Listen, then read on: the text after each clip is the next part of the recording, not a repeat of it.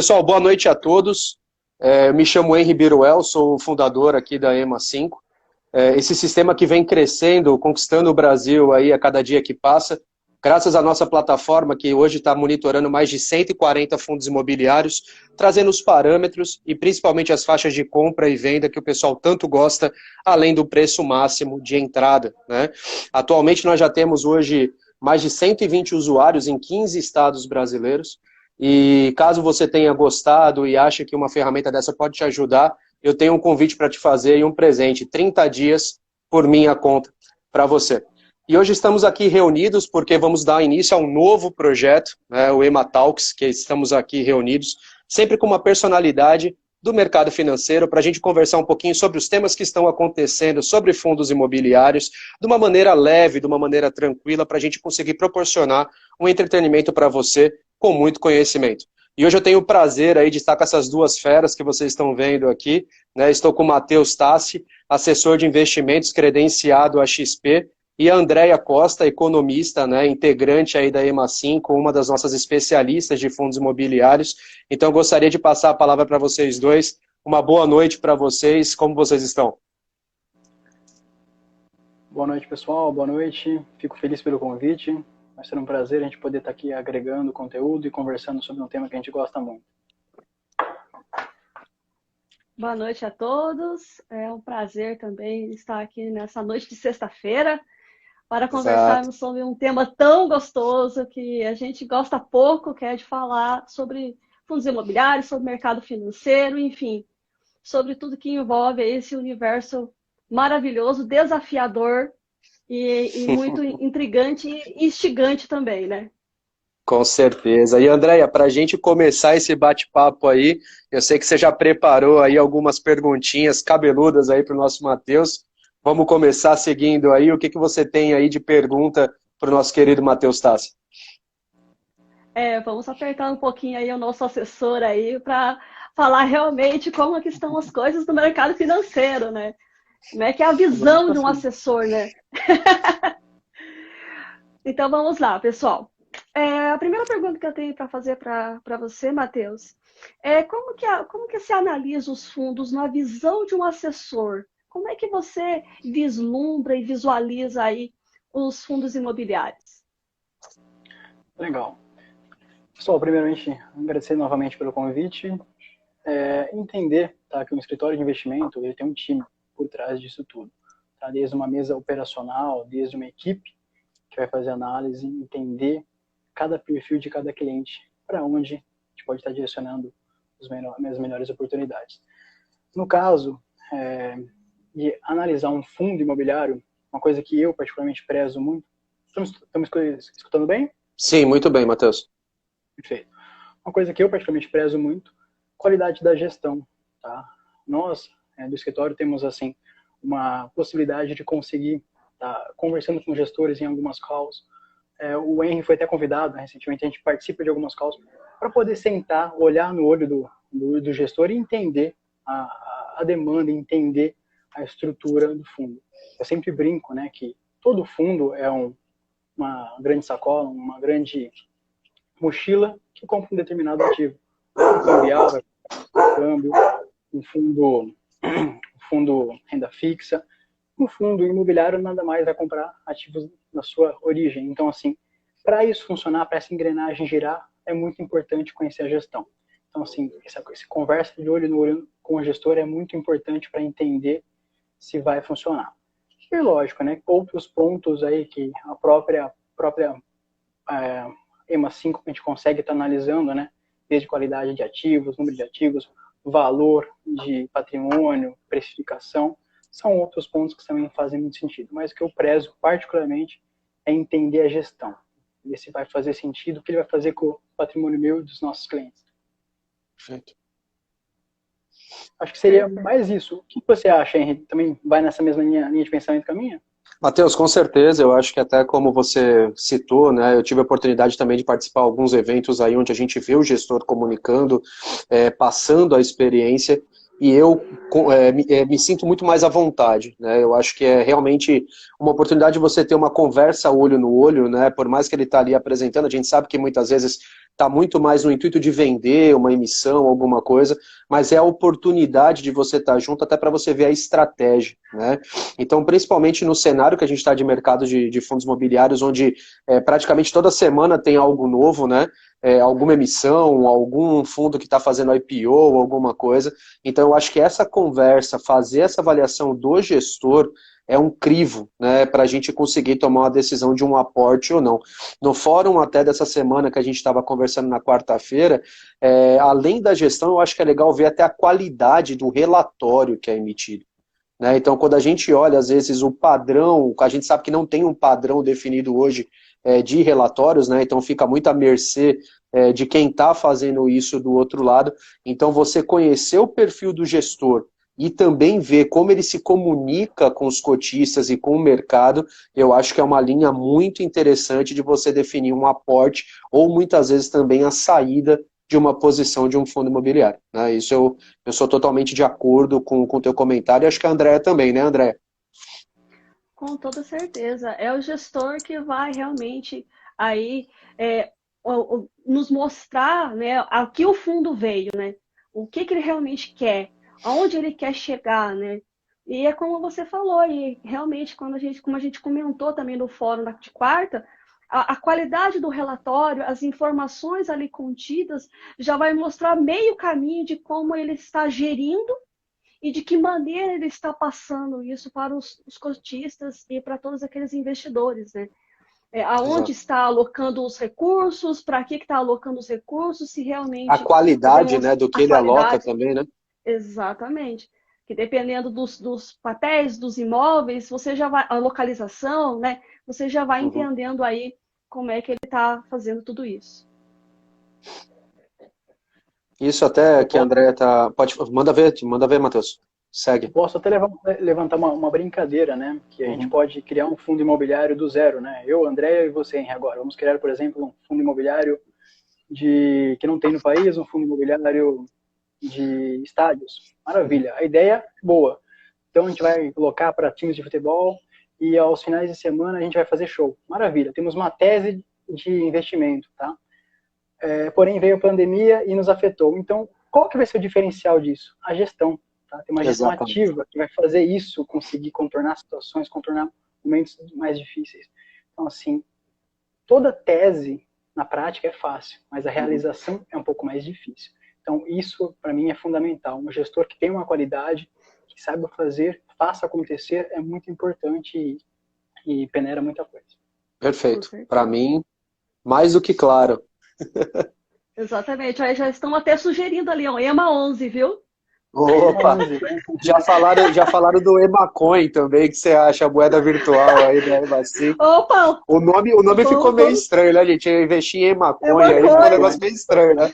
Mas tudo bem. Segue lá, André. O que mais você tem aí para o Matheus? Preparado? Matheus, há um momento certo para se investir? Acho que é uma pergunta que muitos acabam fazendo para você, justamente por conta de você ser assessor, né? Tem esse momento certo para isso acontecer? Tá, deixa eu tentar entender um pouquinho. Em relação a investir em fundos imobiliários ou uma maneira genérica em tudo?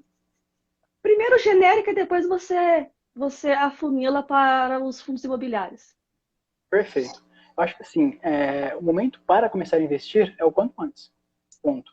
O brasileiro não tem essa cultura de investir, né? A gente sempre pensa que investir é coisa de milionários, mas a cultura de se autopoupar e investir e pensar no futuro, não depender às vezes de depositadorias, isso tem que começar o quanto antes. Tá? Começar amanhã, depois, é fundamental. Então acho que esse é o primeiro ponto. Quanto antes você começar a investir, indiferente com qual valor, mas sempre com um horizonte de longo prazo, é fundamental. Acho que isso sendo a primeira parte da pergunta. O segundo ponto, em relação a investir em fundos imobiliários, também não tem assim um crivo que vai fazer entre hoje e amanhã. Claro que aí sim, né, como a gente comentou, analisar melhor aonde e como investir, mas assim, sempre o quanto antes. Nesse ponto aí também, pessoal, assim, eu queria até, eu acho que a pergunta ela é muito válida, principalmente pelo comentário que o Matheus fez. Eu acho que existia sempre aquele paradigma, né, que investir era coisa de milionário, que era muito difícil. A gente vem de uma geração onde a gente escutou muito de uma geração passada falando sobre dificuldade, que muitas vezes se definia investimento por ter, né? Então, ter a casa própria, de ter outras posses, e a gente veio praticamente para quebrar tudo isso, né? Então, eu acho que hoje, principalmente dentro de fundos imobiliários, é um tipo de investimento muito democrático. Você tem ótimas opções aí a partir de R$ 10, até opções que ultrapassam a barreira dos mil, aí, dos milhares, né? E hoje também, eu estava até conversando um pouco com o Matheus, você tem possibilidades hoje de fazer investimentos fora do país através de BDRs, né? Você tem também alguns outros papéis que foram criados que correlacionam índices, então até estava brincando hoje com o Matheus do China 11, né? Que até a gente estava conversando sobre ele no fórum do sábado, né, André? Que foi uma sugestão do Roberto, e aí eu comecei a dar uma olhada. Então, assim, hoje você tem possibilidade de fazer muita diversificação. E eu acho que por que fundos imobiliários? Principalmente pela facilidade de você diversificar o seu portfólio, né?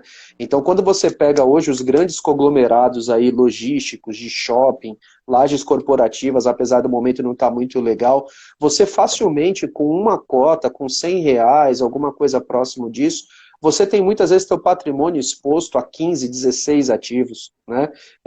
Você consegue diversificar de uma maneira muito grande e você tem cada vez mais mitigado aquele risco da inadimplência, né, do seu inquilino. Então, muitas vezes, no momento difícil que a gente está passando, todo mundo vê aí, mais de um ano que a gente está sofrendo com esse Covid aí, quantos inquilinos, né, não foram afetados e automaticamente as pessoas que eram donos daquela posse, né? Quando você tem um fundo imobiliário, você acaba diversificando e mitigando esse risco também. Então, acho que isso é um dos principais parâmetros aí que a gente acaba conversando muito com os nossos investidores, com os clientes, assessores também, porque você consegue fazer uma distribuição do teu patrimônio e consegue mitigar, principalmente momentos de crise adversos que a gente está passando. Você concorda com isso também, André? Plenamente, né? Nós viemos de uma geração no qual nossos pais, nossos avós, né, eram muito realmente baseados em ter, né? Eu preciso ter um imóvel, se você for casar, você tem que ter a sua casa própria. Enfim, eles vieram dessa cultura, né? E essa cultura está muito enraizada. Assim como o que o Matheus falou em relação às crenças, né? As crenças, elas nos limitaram a ponto de que não víamos uma outra oportunidade de investimento, senão ou ter um imóvel ou ir para a poupança. Até por desconhecimento e pela falta mesmo de oportunidades de se investir. Antigamente era muito difícil. A Bolsa de Valores era aquela bolsa presencial, com todo mundo gritando e tal. Então, era uma loucura aquelas imagens, aquilo. né, do estresse, da loucura, né? Sim, E um adentro, exatamente. André. Muita gente ainda tem essa figura da bolsa na cabeça, né? Exato, exato. Que ainda é assim, né? Exato. E eu Exatamente. acho que nesse ponto, até desculpa cortar, eu acho que a figura do Matheus é muito importante, né? Eu acho que o assessor de investimentos, ele tem uma função ímpar nesse processo.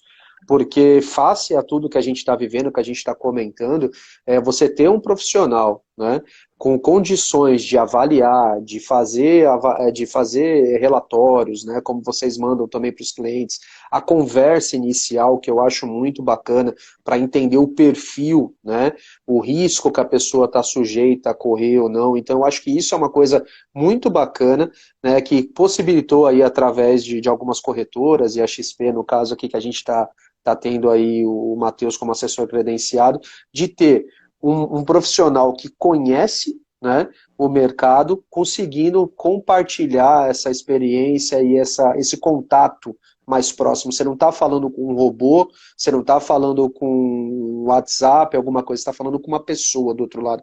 Então, eu acho que essa personificação do assessor para dentro de uma pessoa que às vezes tem o capital, mas não tem o conhecimento, é uma coisa muito válida e que eu aprecio muito, tá, Matheus? Então, eu acho muito ímpar a tua função e eu acho que o que você faz é fundamental para divulgar cada vez mais a educação financeira e também orientação das pessoas nos aportes, tá? Esse é um feeling, acho que não só meu, mas da Andréa também, né? Com certeza, porque ele ajuda como profissional a desmistificar todas essas crenças limitantes que é possível você investir em vários imóveis através de fundos imobiliários, que é possível e que não é um bicho de sete cabeças investir em bolsa de valores, que é seguro, entendeu? Que não é um cassino, como muito tempo a imprensa colocou como um cassino, que a bolsa de valores não é para qualquer pessoa, que você tem que ter muito dinheiro para você entrar, enfim. Nós viemos de uma cultura cheia de crenças que se tornaram verdades tão absolutas que as gerações com pessoas mais de 50 anos não conseguem ainda vislumbrar. Então é um caminho muito válido e que realmente tem que acontecer para que mais pessoas invistam. André, e dentro desse ponto da segurança, eu acho que eu vou pegar até navegar um pouquinho no story que você compartilhou hoje, né? Então a gente viu hoje um story, gente, de um robô da NASA para ser colocado no aplicativo IQ Option, né? Então você fala, olha, enquanto a gente está pregando segurança, corretora, um ambiente com regulamentação, né? A gente vê que realmente ainda existe essas falácias, essas buscas pela loteria, pelo achismo, né? Por vou ficar rico, milionário de um dia para o outro.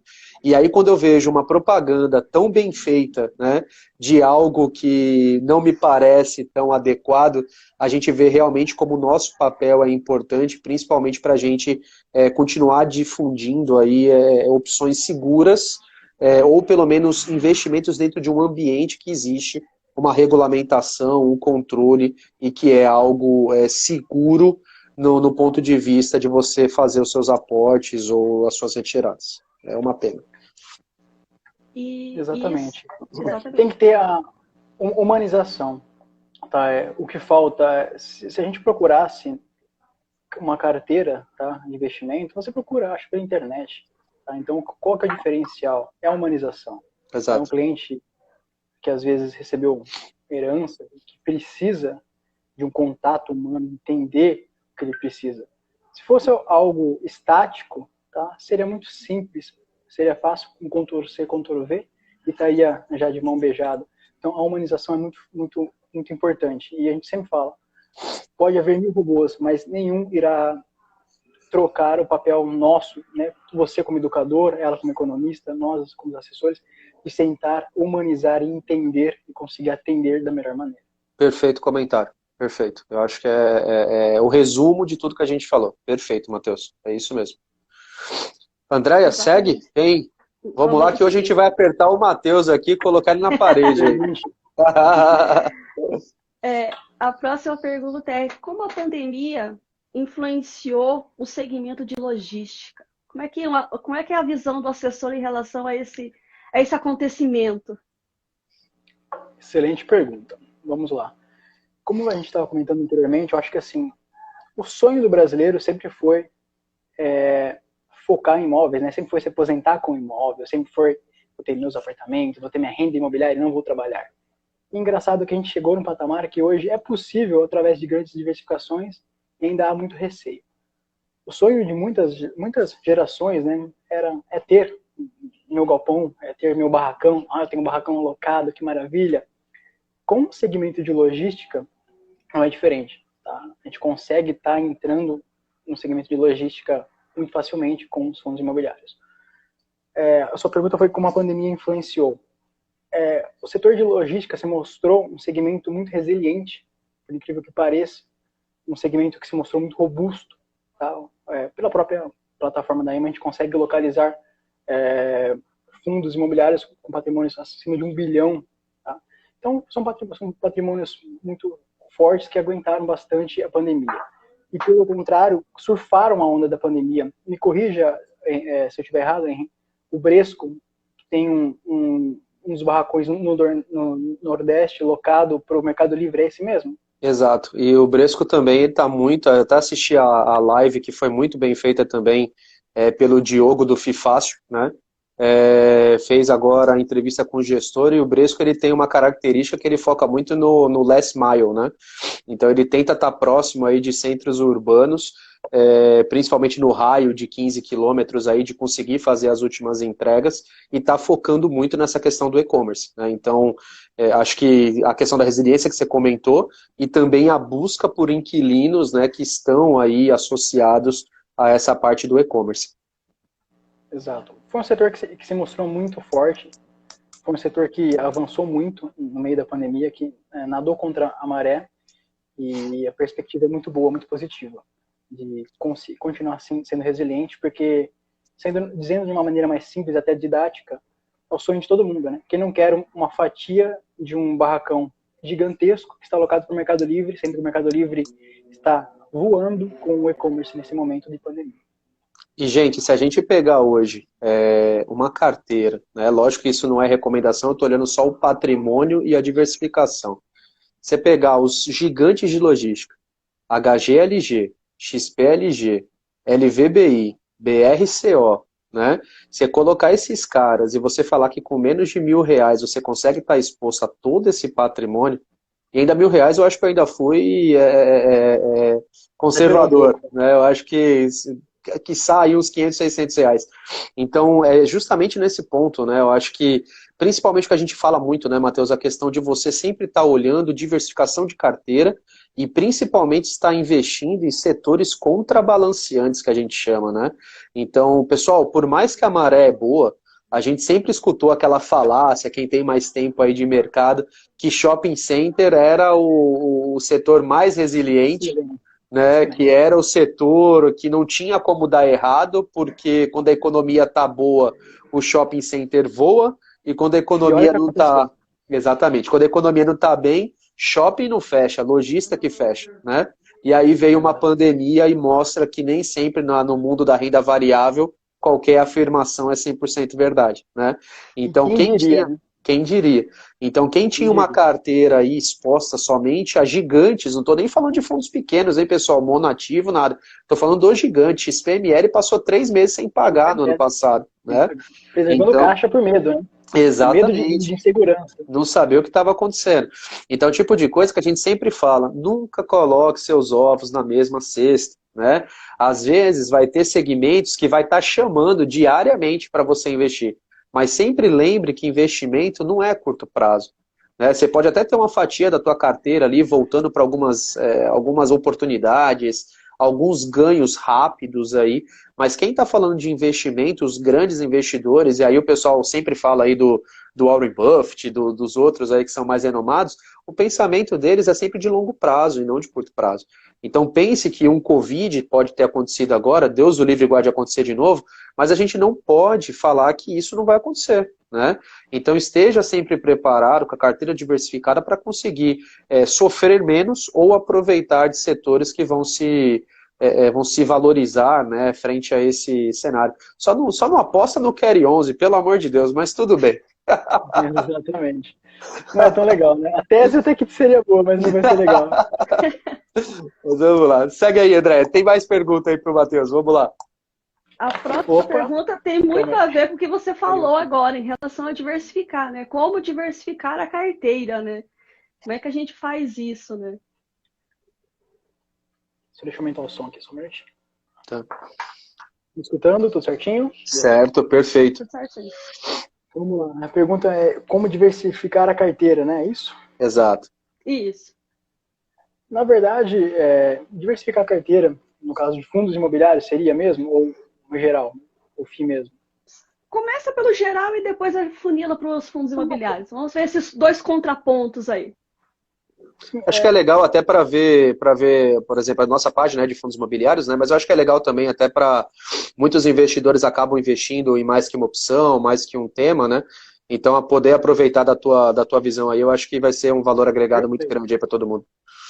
Perfeito. Lógico que sempre preservando muito bem, tá, a característica do investidor, desde seu perfil conservador, moderado, um pouco mais agressivo, né, para saber aonde ele está exposto.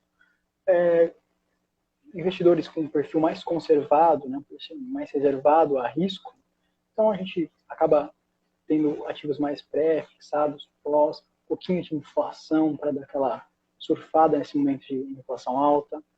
Então, assim, aquela velha, bom arroz, feijão que todo mundo sabe que tem que dar certo e sempre deu certo. Aumentando com o perfil moderado, para ir já indo para ativos de renda variável, perfil mais agressivo, tendo exposições a ativos de renda variável, mas também no exterior. Tá? Hoje, a XP trabalha com fundos que a gente consegue estar acessando até moedas, né? No caso, o famoso Bitcoin. Então, assim, existe um perfil, tá? Desde o perfil mais simples, mais primeiro investidor, é um perfil mais agressivo, tá? Tendo em fato que existe muitas operações estruturadas que a mesa do nosso escritório pode fazer, tá? Então existe uma série de coisas de acordo com o perfil de cada investidor. Acho que para a primeira pergunta essa seria mais a resposta. É muito cada caso a caso, mas sempre aquele velho bom arroz e feijão que todo brasileiro gosta e que sempre deu certo. Em relação a diversificar a carteira de fundos imobiliários, a gente sempre fala, cliente que quer começar a investir, que ainda tem receio, não acompanha tanto o mercado, começar pelos famosos FOFs, já ter por já ter uma carteira diversificada completamente, por ter uma gestão ativa. Às vezes você não precisa ter uma carteira só de fundos imobiliários, mas quer estar adentrando ao meio de fundos imobiliários, utilizar o FOF, né, como uma entrada. Tem uma carteira hoje de fundos imobiliários completas, né? Então, sim, diversificar com tudo de um pouco, né? Desde segmento de logística, segmento de desenvolvimento, segmento de renda urbana. Uma coisa que eu gosto muito de fazer, né? Quem for da região do interior, região de Campinas, Shopping Dom Pedro, né? Quando o povo fala que Shopping Dom Pedro você pode comprar uma fatia. Não acredito, muita gente não sabe, né? Uhum. Então, exemplificando, vendo, a pessoa fica até mais confiante. Então, finalizando meu pensamento, sempre ter um pouco de tudo, né? Sempre, como você comentou, sempre coisas opostas. O shopping pode estar ruim, mas a logística pode estar melhor. Velho arroz e feijão, de novo, né? Sempre ter uma boa diversificação, um pouquinho de tudo. Preservando, lógico, o perfil. Vou começar agora. Não vou ter tantos fundos arrojados, né? Não vou entrar em fundos de desenvolvimento, mas vai avançando, vai estudando, vai tendo acompanhamento e vendo o que fica melhor para seu perfil. Mas sempre diversificando. Diversificar é a palavra-chave para todo tipo de investimento. Legal, e só queria pegar esse gancho também, né? Dentro da plataforma atualmente, você pode fazer pequenos filtros e você escolhe por segmentação e você também pode classificar por patrimônio. Então isso é uma coisa que também ajuda bastante na diversificação, porque automaticamente você está selecionando multi-inquilinos, né? Multi-regionais, multi-ativos, que também ajuda bastante nessa questão. E outra coisa importante também são os gráficos que tem lá, né? Então você acaba vendo também num gráfico setorial de pizza, você acaba vendo como está a sua exposição aos setores. Então, por mais que você está sendo direcionado a algum tipo de aporte, tem uma imagem ali te falando, opa, segura um pouquinho, opa, segura um pouquinho. E também outro ponto que eu queria comentar aqui, frente ao que a gente está comentando, né, Matheus, acho que é muito legal quem está assistindo entender o seu perfil, né? Então, poxa, não é possível que você seja um cara tão agressivo, a não ser que você tenha um conhecimento extremamente diferenciado, né? E até costumo brincar com o pessoal. O seu grau de risco, o seu nível de exposição tem que ser aquele que você coloque sua cabeça no travesseiro e se sinta confortável com isso, né? Então, até uma coisa que a gente sempre fala, eu sou um investidor já de 13 anos, eu tenho renda fixa, gente. Né? Então, pô, tá pagando pouco, a Selic tá baixa, tá. Mas é a única coisa que a gente tem aí, caso não esteja amarrado algum indexador aí que vá para baixo, vire negativo, mas é uma segurança que você tem, talvez no pré-fixado aí, tem CDB hoje na Easy Invest, também estou falando de outra corretora, porque a gente não tem vínculo com ninguém aqui, que está lá com o CDB do Banco Máximo a 13%, né? Então, às vezes, se você colocar lá um CDB do Banco Máximo de 13%, frente à Selic que está hoje, você tem uma segurança ali de um ganho nominal aí, né, real, e é uma coisa que você vai olhar todo dia e está apontando para cima, né? Então, sempre conheça o seu perfil, veja as melhores opções, e se você colocar a cabeça no travesseiro e não se sentir confortável, acho que é o momento de revisar e falar, acho que eu estou correndo um risco adicional, tá? Então, sempre procure ajuda, um assessor, um orientador, alguma coisa, para conseguir rebalancear a sua carteira, que sempre tem uma forma de fazer, tá? Diversificação, né, é a palavra. Exato. Complementando você, quando a Selic baixou muito, né, nossa, acabou a renda fixa, pelo contrário, a Selic estava baixa, Existia excelentes ativos de renda fixa pagando um excelente prêmio. Exato. Mas assim, vale uma demanda de tudo procurar e achar o ativo que mais se encaixe com você. Então assim, diversifique. Exato. Não tem uma coisa exagerada, não existe uma regra, mas existe assim, um padrão de diversificar, de saber o que você fica confortável. Seu perfil está confortável? Maravilha. Está deitando e dormindo com a cabeça no travesseiro tranquilo? Perfeito, você já está meio caminho andado. E se tiver investindo, já está na frente de muita gente, né, pessoal? Porque hoje o Muito padrão. brasileiro. Exatamente, hoje o padrão do brasileiro, a gente sabe aí, não só pelo padrão do brasileiro, mas pelas dificuldades que o povo brasileiro está passando. Hoje, se você já não estiver endividado, né, você já está na frente de muita gente, né? Então, eu acho que é o tipo de coisa que a gente precisa realmente fazer essa adequação, esse balanceio aí das finanças e depois correr o grau de risco que realmente a pessoa se sinta confortável, né? Andréia, também segue aí, acho que tem mais coisa para a gente entrar nos fundos imobiliários. Só para a gente ter uma noção de tempo, pessoal, a gente está aqui com praticamente 30 minutos, tá? Então, normalmente, se não mudou, a live do Instagram aí deve ser de volta de 55, 1 hora. Então, em breve a gente já começa as perguntas de fundos imobiliários e a gente está dentro do tempo, tá? Perfeito.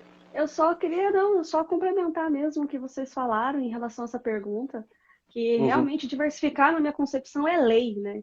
É lei por quê? Porque você tem que ter essa noção, esse autoconhecimento, né? Saber realmente qual é o meu perfil e no que eu estou disposto a adentrar, e para isso é importante estudar, além de ter um acompanhamento, mas estudar acima de tudo, não seguir a diquinha da vez e muito menos achar que você vai ficar rico da noite para o dia. Isso é inexistente. Se fosse assim, o Warren Buffett não precisava estar com 90 anos ainda trabalhando e cuidando do patrimônio. Quero então, ver ele para já quem tinha vai ficado ficar rico tanto lá. bilhão aí, hein? Ele já tinha ficado rico lá atrás e largado mão. E não é assim que as coisas funcionam. Ele ficou realmente na posição que ele está confortável com mais de 60 anos. Então, quem somos nós, jovens como somos, ainda achar que as coisas vão acontecer da noite para o dia? Mas o que aconteceu em relação ainda àquela questão que você colocou, só rapidinho, só pontuando? Porque eles pegam dois emocionais das pessoas. Primeiro, imediatismo, achando que realmente as coisas vão acontecer e que tem que acontecer de ontem para hoje. E a questão da ganância.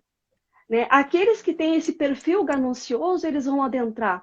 Mas aqueles que têm a ambição, que é muito diferente de ganância, eles vão desconfiar, porque o mercado como um todo, com tantas informações que temos, é impossível achar que você vai ter 300% da noite para o dia.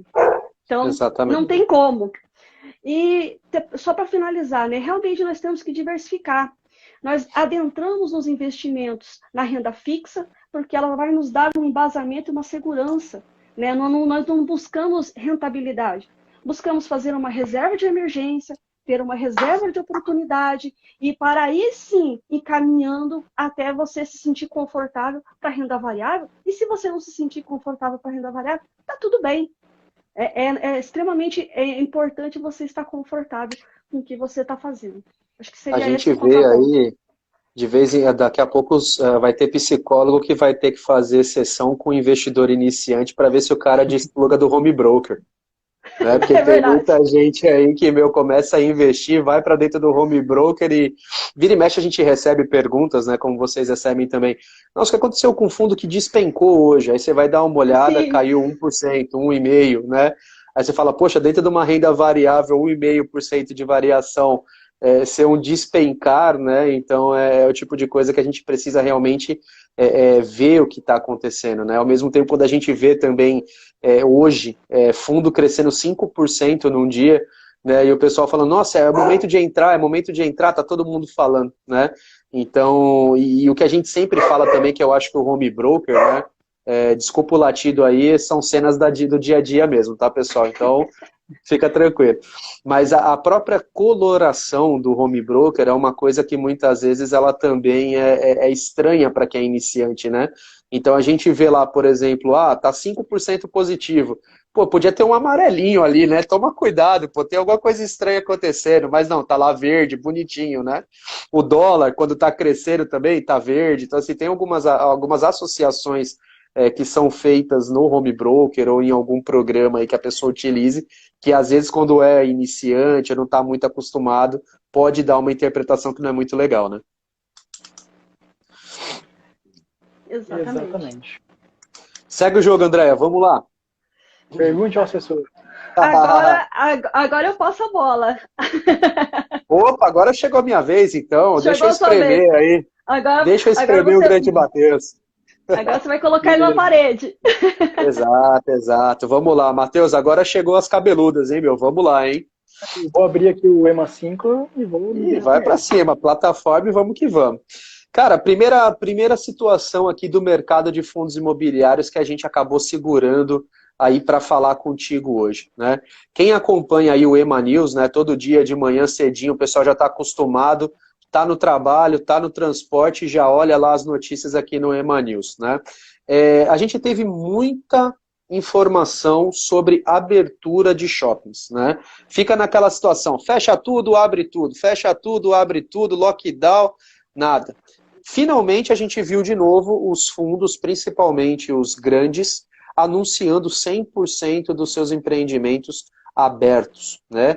Na sua visão, chegou o momento da retomada de shoppings ou é o momento da gente ainda segurar um pouco? Só para ter uma ideia, aqui na minha cidade, shopping center agora virou posto de vacinação, né? Então, parabéns ao prefeito aí, que também foi uma coisa que a gente não tinha visto, mas um andar do estacionamento, o último andar aqui do shopping da cidade que eu moro, virou um posto de vacinação e um centro integrado dentro do shopping. Então, imagino que ele não vai fechar mais, né? Então, o que você olha disso daí? Legal. Acho que a gente tem que entender, tá, que, como você comentou anteriormente, shopping era um setor extremamente resiliente, qual a gente nunca imaginou que chegaria a essa situação. Chegou o momento de ir para os shoppings. Eu acho que o shopping está extremamente relacionado com a pandemia, tá? Com o controle da pandemia. Por quê? A pandemia estando controlada, realmente, aí sim nós podemos pensar que o shopping vai estar viável novamente ao ponto de voltar ao que era antes da pandemia. Então, nesse momento, como que está a relação da pandemia no Brasil? Não está controlada. A pandemia não está assim no estado que queríamos que estivesse, já amenizando, uma vacinação extremamente avançada. Existem sim estudos que isso irá passar, que logo a população estará vacinada, se Deus quiser, mas assim. Então, enquanto ainda a pandemia for resiliente, quando tiver esse problema sanitário, o shopping ainda vai sofrer. Lembrando que os shoppings, né, os shoppings, eles têm seu faturamento ligado a diversos fatores, como, por exemplo, estacionamento, né? Então, é muito difícil, sangra muito o fundo de shopping ainda. Então, na minha opinião, na minha visão, a pandemia estando controlada, a pandemia estando melhor, aí sim estaremos prontos para falar, opa, agora está na hora de olhar para os shoppings de novo. Nesse momento, ainda acho que é cedo, acho que a gente tem que pensar e ter muito cuidado. Porque pode ser que aumente, shoppings irão fechar, irão abrir, então vai ficar nesse vai e vem, nesse pinga-pinga. Infelizmente, tá? Mas é um setor maravilhoso, é um setor que, pelo menos eu escutei, né, o ano passado, vai fechar, não vai ter mais. O brasileiro ama shopping. Cultural, né? Cultural. Tá? Engraçado que você pode ver que se esse final de semana os shoppings abrirem, vai ter gente já indo, vai ter fila para entrar. Tá? Assim, não vai acabar shopping, ao meu ponto de vista. Me corrijam se vocês tiverem outro ponto de vista. Mas assim, é muito relacionado. Pandemia estando controlada, shoppings voltam a fluir naturalmente. Enquanto isso, eu ainda acho que vai ser um momento de sangramento para o fundo de shopping. Cara, eu acho que dentro desse ponto é legal que uma coisa que a gente também ouvia bastante do futuro, né, do setor de shoppings, e aí era comum fazer correlações aos malls, né, dos Estados Unidos. E aí é um pouco complicado quando você compara um shopping center, né, os shops nosso, né, com malls lá dos Estados Unidos. Então é um pouco do que a gente está comentando. Não só a questão da segurança, da climatização, da cultura do brasileiro, né? Existe uma música do Mamonas Assassinas que fala sobre uma experiência do shopping centes, né, que eles falavam lá.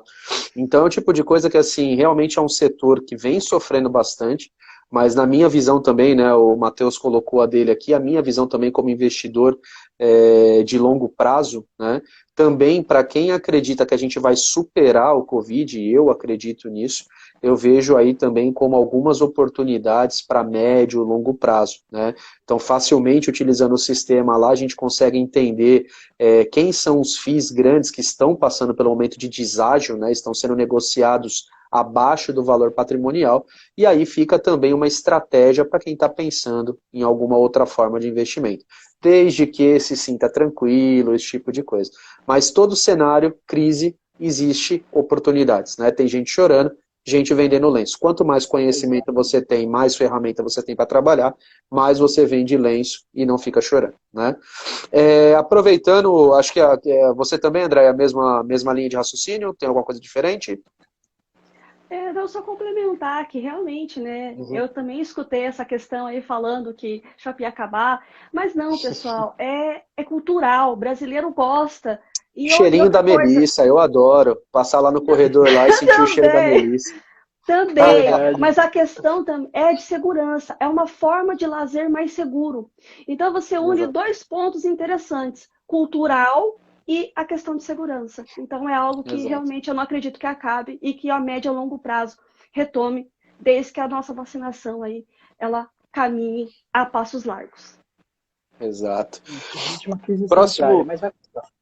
Exatamente. Próximo ponto aqui também que a gente separou para ouvir o Matheus, foi até também um pouco do fórum que a gente teve na quarta-feira, o Fique Sabendo, que envolveu o Tord, né? Então, Andréia, muito bom aí, a gente teve feedbacks bem positivos da tua apresentação na quarta-feira, e já fica o convite para a próxima quarta, que essa fera aí faz um destrinchamento sobre o relatório gerencial, o momento, correlação com a macroeconomia. Fica o convite para a próxima quarta para vocês, às 8h05, tá? Então a gente separou aqui também, Matheus, para ouvir tua opinião, CVBI, Tord, né? Fundos que estão terminando processos de subscrição, integralizam suas cotas e rapidamente já anunciam outro processo, né? Então, às vezes, não dá tempo nem do cotista respirar, já vem de novo aí uma nova oscilação de cota, todo aquele rumor, tudo que está acontecendo, e ainda em alguns casos, uma coisa que é um pouco natural, às vezes até vem uma distribuição de rendimentos no meio desse período menor do que o usual, né? Qual que é a tua leitura disso, né? Como que você vê esses processos sendo feitos num período tão curto nesses fundos? Legal, perfeito. Vamos lá, eu acho que assim, emissões consecutivas, tá, simbolizam crescimento, teoricamente. Tá? O fundo tem que estar muito bem alinhado para que ele consiga, nesse curto período da emissão, de uma nova emissão, alocar o valor captado, fazer um bom trabalho, ter uma boa gestão. Então, eu não vejo assim muito problema desde que haja uma boa gestão, que haja planejamento. Posso falar um pouco mais do CVBI. CVBI, eu tive a oportunidade de participar em um call com os gestores e eu achei muito legal alguns pontos que eu vou citar. Ele disse, tá, a equipe disse que vai crescer, tem expectativa de crescimento do CVBI, porém eles não queriam crescer relativamente rápido, não queriam fazer uma missão de meio bi, tá, para não talvez assustar o mercado, para não fazer assim. O que eles fizeram? Uma emissão de valor um pouco menor, eles captaram o que eles queriam e tinham o poder de fazer a alocação desse volume muito rápido. Não sei como que está, creio que já deve ter alocado. E acabaram de fazer isso, alocaram e fizeram uma nova. Então, uma coisa que eu acho muito importante, que eu comentei lá na primeira questão, gestão. Qual que é a ideia do gestor? A ideia é que vai fazer isso. A ideia é uma coisa, a prática é outra. O CVBI ele teve isso de ideia e está conseguindo realizar isso. Ele explicou que ele gostaria de crescer gradativamente, crescer em pequenas proporções. Acho que até para mostrar serviço, mostrar, olha, captamos 200 milhões, já colocamos e vamos fazer. Então, assim, eu achei muito interessante, porque o que ele falou que ia fazer está sendo feito. Tá? Então, assim, lógico, avaliar todo o fundo, quem quiser entrar, né, analisa muito antes de fazer qualquer aporte, mas emissões consecutivas, desde que venham de uma boa gestora e tenha um fluxo assim que seja destinado, acho que pode fazer sentido sim. Então, o CVBI, eu tive essa possibilidade de reciclar e foi bem engraçado, né? O que ele falou que iria fazer é o que está sendo realizado. Então, fiquei feliz. Eu acho que é um fundo que tem muito a crescer. Em relação ao Tord, creio que é mais excelente pensamento também. O problema não é capital, o problema é fazer a ideia da gestão da ação. E, Matheus, acho que dentro desse ponto, né, de novo, acho que a gente vira para a gestão, e eu acho que a gente tem até um exemplo para comentar agora do RBAD, né, que a gente não sabia se o Covid ia acabar antes do que a integralização da última emissão dele, né, porque O já VRTA está... também, né? Desculpa? O VRTA que demorou um pouco também para fazer a alocação da última emissão. Exato, e aí também a gente teve até o problema de anuncia os dados, segura, para, anuncia de novo, né? Então, tudo isso a gente volta de novo no que você comentou, gestão, né? Então, outra coisa também que eu gostaria de recomendar aqui, pessoal, quando tem uma emissão, existe uma expectativa de oscilação do valor de cota, tudo, mas façam a leitura do pipeline, veja o que o gestor quer fazer com esse dinheiro, né? Existem fundos grandes fazendo emissão sem pipeline. Você está dando um cheque em branco para o gestor. Ah, mas tudo bem, é o Zezinho 11 lá, que é o segundo ou o primeiro maior fundo de logística. Mas é um cheque em branco, né? Então dá uma lida, dá uma procurada, veja se tem um prospecto, veja se tem um pipeline da emissão, o que ele quer fazer. E outro ponto também, Matheus, que eu acho que é uma exemplificação do que você falou, às vezes o fundo está fazendo emissões picotadas, né, ou muito próximas, que eu acho que às vezes você começa a ter um termômetro da aceitação do fundo no mercado, né? A gente viu aí o BCFF fazendo a subscrição com um resultado de captação pífia, né? Então muitas vezes você coloca lá, nossa, eu almejo ganhar 1 milhão, né, no mercado, 1 milhão não, desculpa, vou pegar aí 500 milhões, né? E às vezes você tem uma captação muito baixa, qual que é a mensagem que fica para o mercado? Qual que é a mensagem que fica para o seu cotista? Né? Então eu acho que dentro dessa linha é legal quando você tem realmente uma gestão que fala e faz o que está sendo citado para o mercado.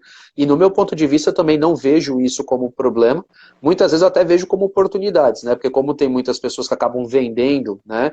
Ou comprando pelo efeito manada, ou por muito vídeo do YouTube, ou por muita recomendação, às vezes, do fundo que está sendo muito falado, né? Então, muitas vezes acaba sobrando também oportunidades no mercado. Então, cada caso é um caso, pessoal. Avaliem e, principalmente, vejam o que o gestor do fundo quer fazer com esse dinheiro que vai ser captado. Certo, André? Também tem o mesmo ponto? Exatamente isso. É através desse prospecto que você vai saber qual é o planejamento e qual é o tempo que ele vai executar para isso. Né? É importante você vislumbrar aí qual que é a execução, né? Aonde ele vai alocar, o porquê que ele vai alocar e para que está precisando desse dinheiro. E muitas vezes você acaba, exatamente, às vezes você acaba realmente dando um cheque branco e daí passa o tempo, não fizeram nada e você não sabe o que está acontecendo. Então, por isso, acompanhamento do fundo imobiliário é fundamental. Tá, e pessoal, estou olhando aqui de novo até para a gente respeitar o tempo, né? Então a gente está chegando nos 10 minutos finais aí. Então vai dar praticamente o tempo de fazer acho que uma pergunta, da gente fazer comentários. Aí, Matheus, vou abrir para você aí. RZTR, RDM ou LZR? Escolhe aí. Qual que você quer falar? Tá, repete, o R... RZTR de agro e RDM ou a LZR? Para qual a gente vai? Vamos pro queridinho, né? O Iridium. IRDM, maravilha. Mas o IRDM tá perdendo essa alcunha de queridinho, cara. Né? IRDM, eu acho que ele não é mais o queridinho aí do pessoal. Tem gente já brigando aí se quer rasgar a nota de Kizu de um lado ou de RDM do outro, né? Então, até amanhã a gente vai soltar aí no semanário, como a gente sempre faz o ranking do ágil, né? E acho que a gente tem um novo campeão. Então, a princípio, vamos falar do queridinho IRDM, né? O fundo que é talvez inabalável a emissões, um cara que sobreviveu à Covid, 2 emissões em ano de pandemia, ágios altíssimos, daí 30, 40, quase 50%, não existia o Kizu 11, né? Então não dava para ter nenhum tipo de parâmetro, mas IRDM, vale a pena? O cara é tão bom assim, a Iridium faz um papel tão diferenciado, que ele vale a qualquer preço? Qual que é a tua leitura a respeito do IRDM hoje no mercado secundário? Bom, vamos lá. Eu acho que é a seguinte opinião. Tudo que é caro, que está precificado acima do que realmente vale, tem que entender o porquê disso. Tá? Se é realmente um valor do mercado, se realmente está valendo a pena isso. É sempre enxergar oportunidades, às vezes, onde que muita gente não enxerga. Né? Iridium está super valorizado com ágio, mas às vezes tem fundos tão bons quanto, ou pagando dividendos tão atrativos quanto, com ágio menor. Tá? Iridium, de tudo que está acontecendo, eu acho que qual que é o principal fator? Eu comentei na primeira pergunta. Gestão. Está tendo uma gestão efetiva, tem uma comunicação com os cotistas muito, muito boa, acho, muito transparente. Isso faz criar essa demanda, né, de pessoas atrás do fundo e ele se tornar um fundo mais querido. Mas, assim, particularmente, tomar atenção, porque não é que especificar, mas está com ágio. Então, é um fundo mais delicado. E o engraçado assim, do estar com ágio, né, que eu lembro que em dezembro ele já estava com ágio, estava caro, mas quem entrou em dezembro ganhou, que permaneceu até agora. Então, assim, entender o porquê de entrar, se faz sentido, mas assim, uma coisa que eu gosto muito de deixar claro para todos os clientes, para todo mundo que quer entrar no fundo desse, explicar todos os pilares, explicar quem está com ágio, explicar que vem uma boa gestão, decisão vai ser sua. Entrou, amanhã ele deu deságio, ele abaixou muito o preço, você foi instruído a isso. A decisão foi sua. Acho que isso é muito importante. Mas é um bom fundo, é um fundo que a gestão fez um trabalho excelente. A gestão, se eu também não me engano, mas é uma gestão que era do antigo do RTA, eles migrou para o Iridium, estão fazendo um trabalho, estão demonstrando qualidade. Acho que alcançou agora, se eu não me engano, acho que alcançou 2 bilhões de patrimônio agora também. Então, assim, eu lembro quando eu entrei no Iridium há um bom tempo atrás, ele era um cara de 300 milhões de patrimônio, né? E aí a gente olhava a carteira dele e falava assim, nossa, tem muita coisa boa aqui, tá muito bem diversificado, esse cara vai crescer.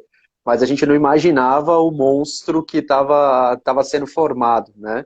Então, acho que também um ponto que você está falando, né? O Iridium está passando por isso, mas existem novos Iridiums sendo formados, né?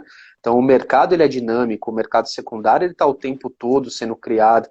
Até o Kizu, que a gente brincou aqui também, é um cara novo, né? Então, o tempo todo estão sendo criados novos fundos. Então, de novo, o que você comentou, veja a gestão, né? Uma gestão da Capitânia, uma gestão da Mauá, uma gestão de outros locais aí, que você consegue ver também, como você comentou, às vezes uma possibilidade, poxa, tenho lá 5 mil reais para investir, vai coçar a mão para colocar 5 mil reais só no Iridium ou em outros caras que estão performando muito bem. Veja outros segmentos, veja outros papéis e você tem uma diversificação em caso de um momento aí, né? Eu lembro que no ano passado a gente teve, acho que retrasado, o BICIA, que é o Bradesco, carteira imobiliária ativa, quando começou a fazer algumas subscrições, teve dia do BICIA cair 20%, né? Então imaginou você desavisado, coloca seu dinheiro lá, não é amigo do home broker, quando você vai checar no final do dia, fala, ih, a corretora errou, né? Aconteceu alguma coisa. E foi um processo, muitas vezes, que você não estava sabendo. Então, Matheus, de novo, parabéns. Eu acho que realmente tem que ter esse alinhamento, né? O assessor tem que ter esse caminho livre com o investidor do outro lado, com o cliente, para falar, cara, a opção final é sua, né? Só você sabe aonde você vai colocar seu nariz, mas coloque sabendo que pode ter um risco, pode ter um fato relevante ou alguma notícia que joga o mercado contra você, né? Então, eu acho que isso é bem rapidinho. Diga lá. O RECT 11 é um fundo que muita gente olhava, o RECT 11, e tive demanda para estar entrando nesse fundo com alguns clientes da nossa equipe. E a avaliação da própria XP, a avaliação da nossa própria equipe, dos nossos operadores, estavam direcionando que era um fundo com um pouco mais de complicações, né? Mas não que seria um fundo ruim, longe disso. O cliente que quis entrar, a gente especificou tudo. Olha, um fundo que tem vacância, tem problemas nisso aqui. É um fundo que tem uma estratégia muito boa. Conversamos com os gestores, enfim. Faz sentido para entrar? Faz. O cliente entrou, agora teve esse problema de abaixar um pouquinho o valor, o cliente está com um sorriso na orelha ainda. Ele entendeu porque ele entrou. Ele não entrou lá porque ele olhou e falou, nossa, pagando bom dividendo para entrar. assim, explicar, entender e ter um bom acompanhamento faz muito sentido. Cada porte é como se fosse um casamento, né, gente? Você está escolhendo uma pessoa que vai tomar conta aí de um dos bens mais difíceis da gente conseguir, que é nosso dinheiro, né? Então, sobrar dinheiro aí para muitas pessoas já é uma coisa tão difícil. Então, escolher alguém que vai gerenciar o que fazer com o teu dinheiro, né, é uma coisa que tem que ser realmente um casamento e ser olhado com muito cuidado e com muito carinho, né? Pessoal, tá dando 8h03 aqui, eu acho que em breve a gente já vai ter aí o aviso, então eu gostaria de fazer as considerações finais aí, né? Matheus, em nome da EMA5, a gente gostaria de agradecer demais essa aula, né? Tanto conhecimento, tanta informação sendo passada. Espero aí de coração que o pessoal que está assistindo tenha gostado. A gente vai tentar fazer esse bate-papo aqui todas as semanas, né? Sempre trazendo uma pessoa que está conectada com o mercado e consiga aí a gente fazer esse bate-papo a três aqui, né? Um ping-pong com uma pessoa o tempo todo entrando, né? E fazer realmente proporcionar conhecimento para vocês, né? Frente a um sábado e domingo que possibilite um estudo adicional para começar a semana de uma forma diferenciada. Matheus, você gostaria aí de fazer aí teus comentários finais? Como que você viu a experiência? Perfeito, agradeço a oportunidade, eu fico à disposição para sempre poder ajudar. Vi que teve muitas pessoas fazendo algumas perguntas aqui embaixo que a gente não tinha tempo para estar respondendo. Uhum. Ficar alguma dúvida, acho que pode falar tanto com o pessoal da EMA5, quanto com o meu perfil também, pode vir em inbox perguntar, a gente está aqui para tentar ajudar da melhor maneira possível.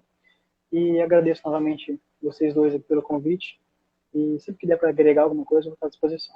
Com certeza. Andréia, nossa especialista, diga lá, como que foi essa experiência para você? Gostou? Vamos ter aí Hematalks toda semana? Olha, por mim, toda semana. Eu sou eu amo demais fazer live. Eu acho essa troca de informação, esse ganha-ganha, trazendo aí conteúdos educacionais para as pessoas.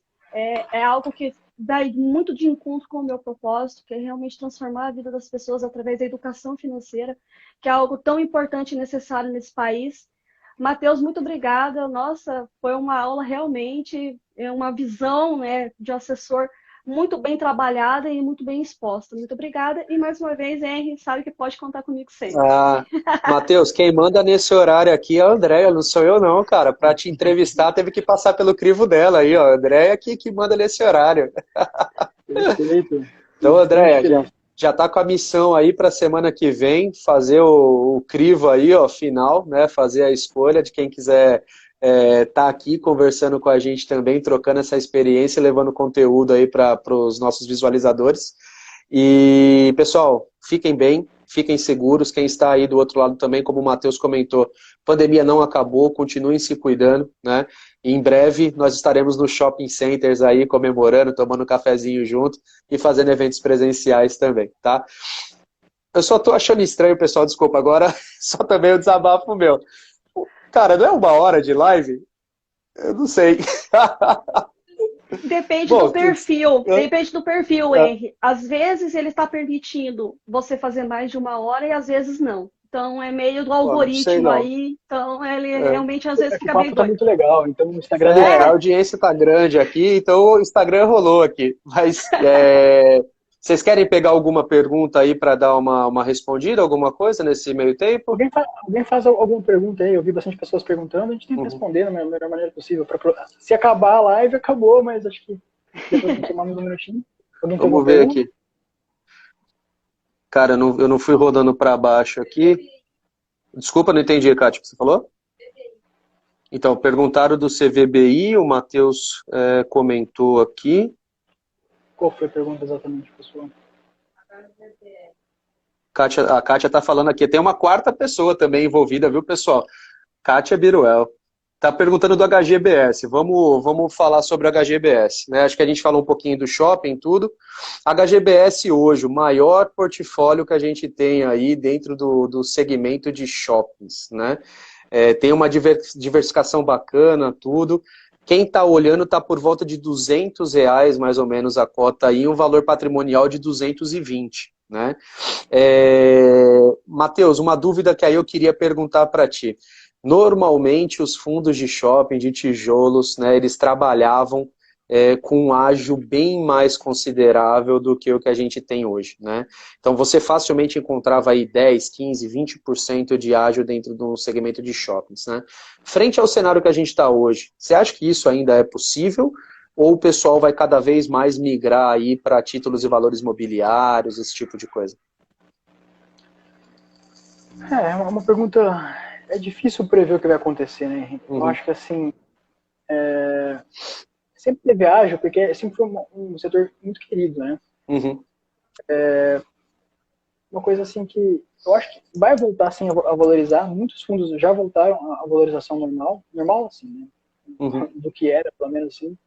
Mas assim, tem que estar atento que pode muita coisa acontecer ainda. Como eu falei, a pandemia tá aí, então tem muita variação. Futuramente, talvez volte sim o que era antes. Talvez melhore, até melhore, né? A gente não sabe. Eu particularmente gosto muito do XPML, mas Uhum. pela qualidade dos ativos. E eu, em uma live, eu consegui até pegar alguns conteúdos dizendo que, por ser os ativos mais premium, né, eles sofreriam menos com a pandemia. Então, assim, são coisas que a gente tem que pensar realmente, né? Um shopping classe A vai estar sofrendo menos que um shopping que não é tão um poder aquisitivo tão alto. Então, muita coisa para pensar e estudar ao fundo aí. Você comentou do XPML, eu acho que é importante também uma coisa que o XPML, quando anunciou a compra do Catarina Outlet, a gente escutou até uns burburinhos de mercado, começou a ver assim, o pessoal falando, pô, XPML está comprando agora Outlet, que fase chegamos, né? Quando você olha o relatório gerencial e você vê a importância do Catarina Outlet no NOI do shopping, né? Me perdoe se a sigla estiver errada, mas pelo que eu me lembro, acho que é Net Operational Income, né? Então a entrada operacional líquida que está entrando no shopping. O Catarina ele tem uma importância para o segmento e para os shoppings, né? E para o conglomerado do XPML que é fantástico, né? Então, novamente, a gente fala da importância da questão da leitura do relatório gerencial. Matheus, deixa eu aproveitar, já que a gente estendeu um pouquinho mais, porque essa aqui eu queria ouvir um pouquinho de você, cara. Essa eu queria realmente perguntar, né? Agro é tech, agro é pop, agro é EMA Agora é 5. tudo. O agro é o celeiro do Brasil, não tenho o que falar, né? E a gente está vendo aí um show agora, né? Então, QAGR, que era o único aí, teoricamente, agora já está acompanhado do RZTR, do BTAL, né? Tem muita gente falando desse segmento. O RZTR, a gente teve a oportunidade de estar junto lá também no evento, né? E eles vêm com uma estratégia, uma proposta bem ousada, né? De arrendamento, de fazendas, tudo. Você acha que realmente chegou o momento dos FIIs de agro no Brasil? O brasileiro vai pegar o gosto por isso como uma outra alternativa? Ou isso daí vai ser fogo de palha, como a gente já viu aí no QAGR, que deu aquela animação e segurou um pouco? O que você vê hoje desse segmento? Legal, bacana pergunta, boa pergunta. Acho que o fundo imobiliário ainda é muito novo, por mais que tenha seus anos, e tem muita coisa surgindo. Muita coisa surgindo. Tá? Muito segmento novo. A gente compara nosso setor com os Estados Unidos, a gente vai ver que a gente não tem nada. Exato. Praticamente. Então, assim, é uma tese, tá? É uma teoria de investimento que está se consolidando com a gestão. Vai fazer sentido? O tempo dirá. Mas, assim, hoje você pode comprar um pedacinho de fazenda a um valor bem mais acessível. Então, o sonho de você ser um fazendeiro, você consegue hoje através dos fundos imobiliários. Exato. Gosto, acho um meio que está em muito crescimento, mas, assim, com uma visão de longo prazo, muita atenção, saber o que vai acontecer. Só finalizando, tem o Júnior aqui perguntando sobre o RECT, tá? XPRR. O RECT eu comentei anteriormente, tá? É um fundo para entender um pouco do perfil, tá? Um fundo que tem vacância, teve aquele problema com a Vivo, né? Que ele fez a relocação da própria Vivo. Então, assim, vai entrar no RECT, tome cuidado, porque tem um fundo que tem vacância, é um fundo que não vai continuar com esse dividendo gordo, isso é uma coisa que a gente deixa muito, muito claro, porque é um dividendo que está sendo atípico por N fatores. Então, o RECT é um bom fundo, eu gosto, o Mose, que é o gestor do fundo lá, é uma pessoa excepcional, mas entender, tá? É um fundo assim que tem seus pontos que merecem atenção. Acho que tomar cuidado com o RECT, eu gosto do RECT, eu gosto da gestão, mas entender e alinhar tudo para não haver nenhuma frustração. Quer entrar? Entra, sabendo o que vai acontecer e vai para cima. Lembrando que ele teve essa queda de preço, tá? Por causa da Emissão agora, subscrição? emissão, exatamente, da emissão, que ele fez abaixo do valor patrimonial, que fez o mercado sangrar um pouco. Estava cotado a 93, 94, mais ou menos, fez a emissão 85, foi para 83. O mercado sangrou, o mercado não gostou muito, né, dessa emissão abaixo do VP. Entender toda essa demanda, entender a estratégia do RECT, que é lajes corporativas fora das áreas mais, né, mais consolidadas, das áreas que todo mundo gosta, são áreas, tem em Santos, tem em Brasília, se eu não me engano, então são áreas diferentes. É uma tese de investimento muito bacana, mas na prática tem que ser consolidada, então tomar cuidado do que for entrar. Se entrar com conhecimento, não tem problema, não vai ter. Conhecendo o que está fazendo e no preço certo, né, tudo pode ser válido. Então é uma coisa que a gente precisa ver. Mas pessoal, vamos fechar, porque já deu aqui 1h e pouco, né? Então até questão de agenda aí da galera também a nossa. Então pessoal, muito obrigado, né? Matheus, de novo, excelente, conversa boa, passa rápido mesmo, né? A chuva de coraçõezinhos aqui foi do primeiro minuto até o final.